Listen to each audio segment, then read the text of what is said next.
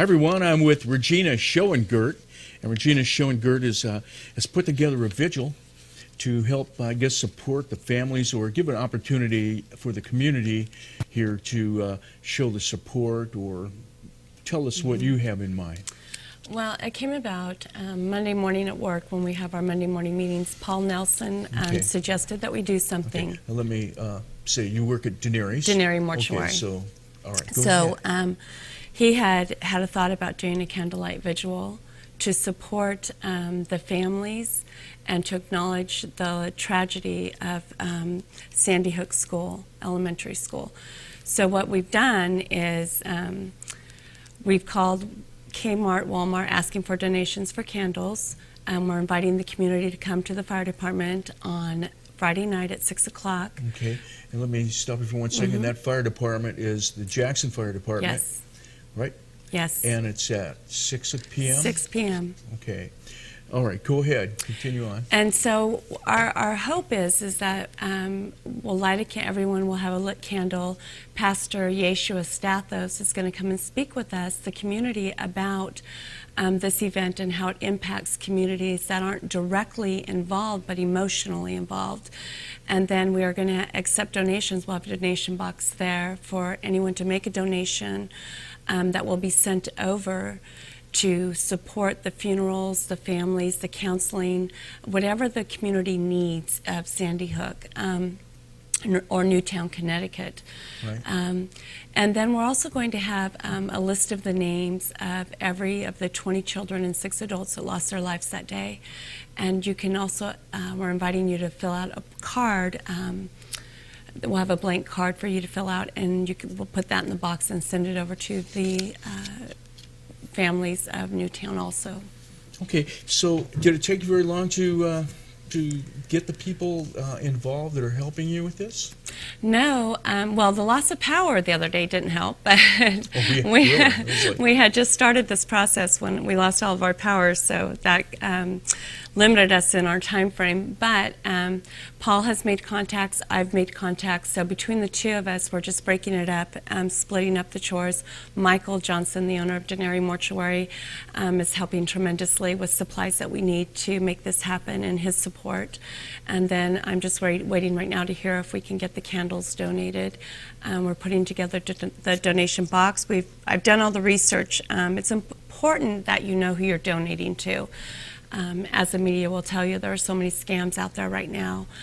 So we want to make sure that where we're sending the money is a legitimate source. And so I've already done that research, and you have it up on your screen also, or have that information also to share.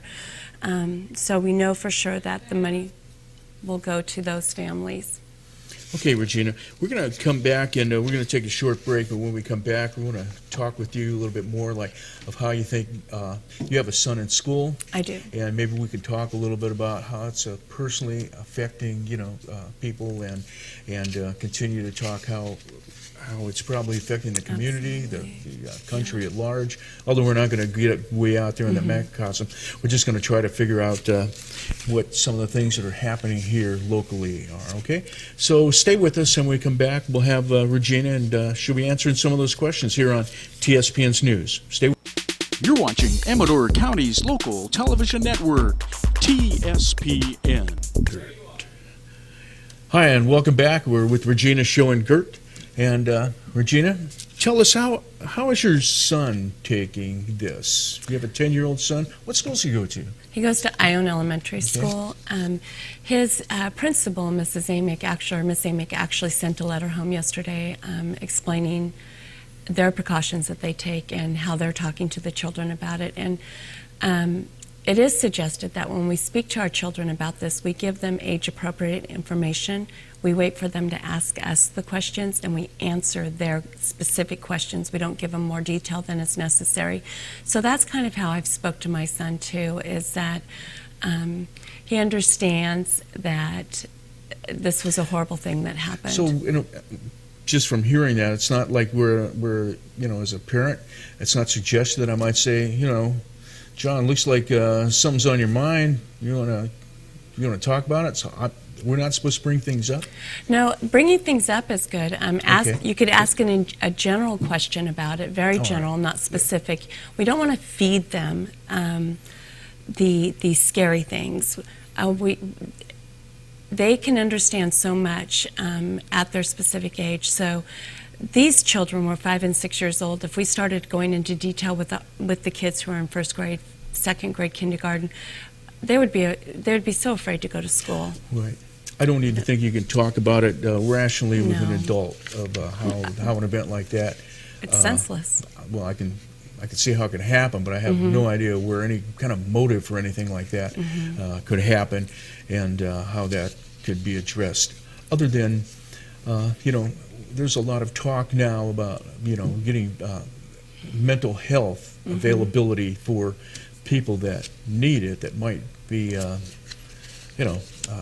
certainly a need. I don't know how that'll work out. I guess maybe we're going to have some discussion on that. Maybe we'll get some behavioral health people here to talk a little bit about how maybe people that need help could get help.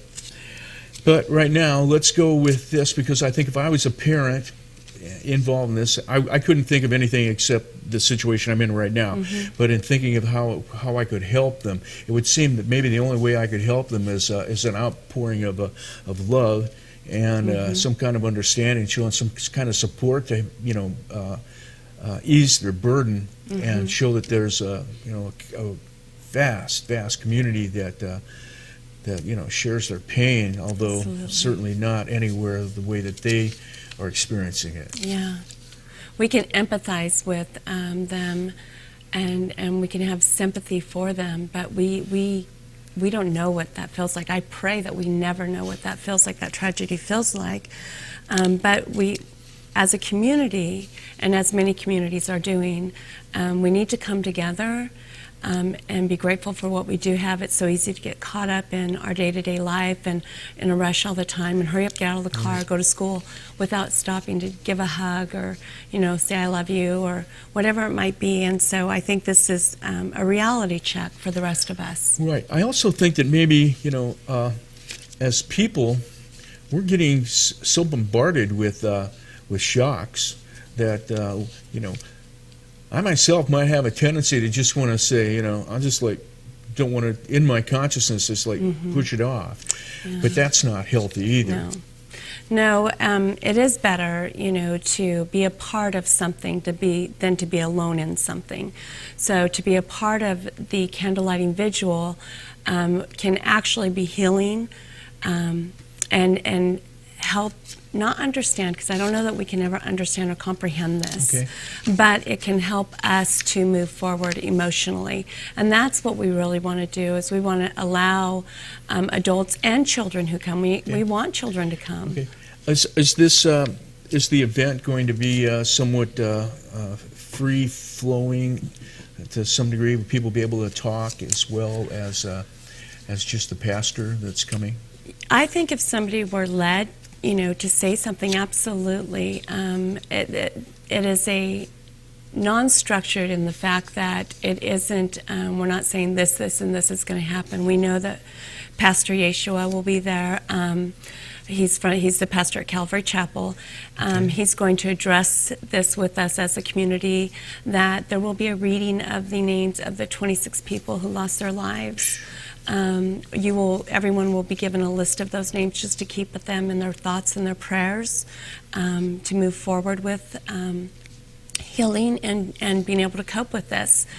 And also the donation information will be there too. But I just, and I know that Paul and Judy and Michael and myself, we all just believe that this can be a very important event for our community and to pay it forward. We all see bad things happen, but it's important to make something good happen too. And this will be a good event, hopefully a healing event, and that's what we need to do, is we need to pay it forward and keep paying it forward. When you're talking about that, I guess it brought to my mind, although there's so much, it can be displays of evil in the world, there's also good in the world. Absolutely. And it might be the only thing that we could balance it back out with. It would be to go there and try to put on a display of good. Well, for all of these families, if there was no hope or no silver lining in this tragedy, I think that would be the most horrific. This loss has got to be so, I mean, I can't comprehend it. I've never gone through this, but for those families, it has to be so horrific and so numbing that hopefully down the road, the good that comes from it and the silver linings that come and the pay it forward and the hope. There has to be hope in this, because without the hope, what do these families have? I mean, they already have lost so much. We can't afford to let them lose the hope also.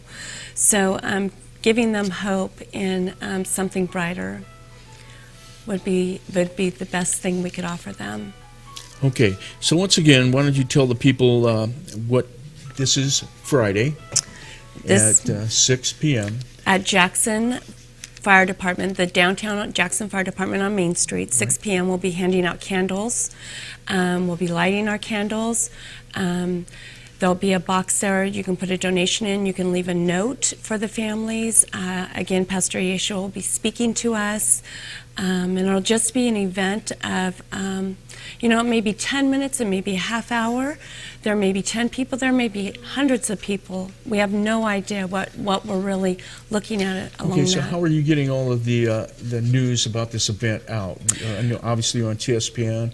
What else are you doing? The radio stations, the newspaper, social media, Facebook. We've all put it on our Facebook. 395 friends have been notified. Okay. I don't know how far that's going to go, but I think if everybody shares this information, it can get out there.